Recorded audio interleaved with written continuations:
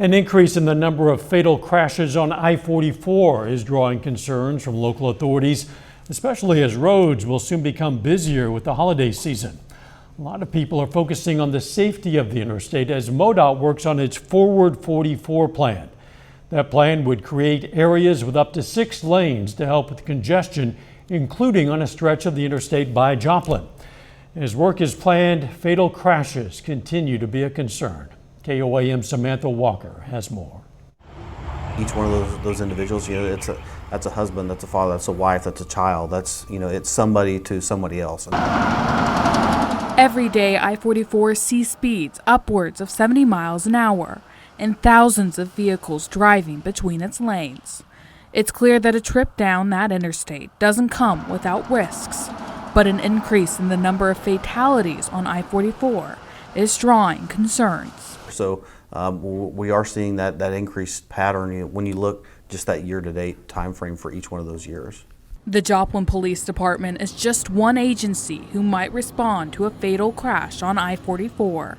Between January to October 2022, JPD responded to just one fatal crash on that roadway. In 2023, during that same time frame, they responded to 3.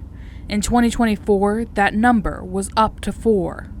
Ultimately, with fatalities, the ultimate goal is 0. In the meantime, as the number of these fatal crashes seem to increase, first responders are acknowledging the toll working these scenes can take. You see a lot of gory scenes and death, destruction a lot of times, and so that can really take a toll mentally. Captain Davis adds that the department emphasizes the importance of mental health with programs like peer support teams and doing periodic checks with mental health professionals. And first responders aren't the only people who may witness these fatal crashes. My heart goes out to her and to her family and everyone that was involved, and I know I will never be the same.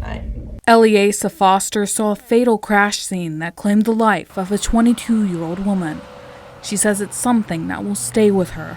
It really makes you consider, and it really makes you want to go home and hug your family, because you never know when you're not going to get to. Both Foster and Captain Davis hope drivers remember the toll these accidents can have on so many different people involved.